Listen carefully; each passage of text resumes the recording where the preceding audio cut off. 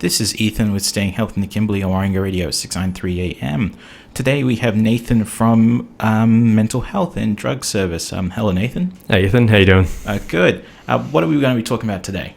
So we're going to be talking about the importance of having strong people around kids to help show them good ways, especially with young kids and teenagers thinking about maybe starting drinking grog. Just want to talk about the role of family and strong people in this. Yeah.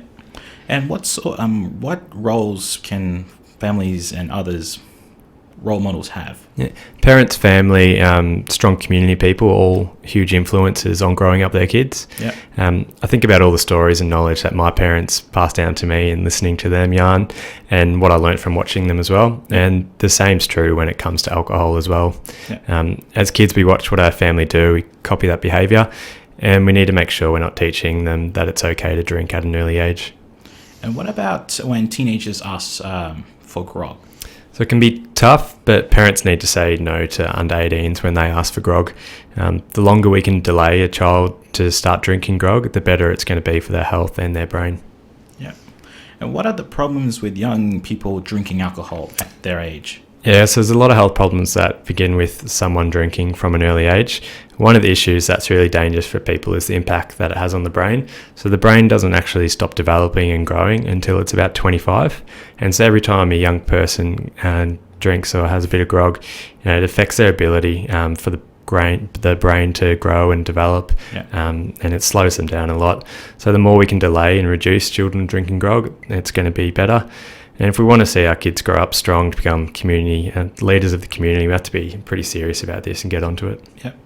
And how can parents help their kids to be safe and stay away from grog? Yeah, so just saying again, never supply kids with alcohol. So that's all people under 18.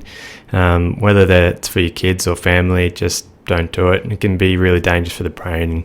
It can cause them to have more accidents and those sort of blunt injuries like broken arms and head trauma and that sort of risky stuff.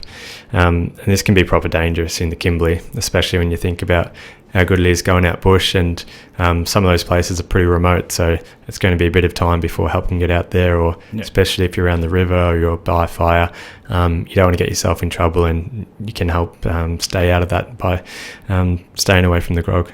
Yeah. Is there any support for people who might want to cut down drinking? Yep.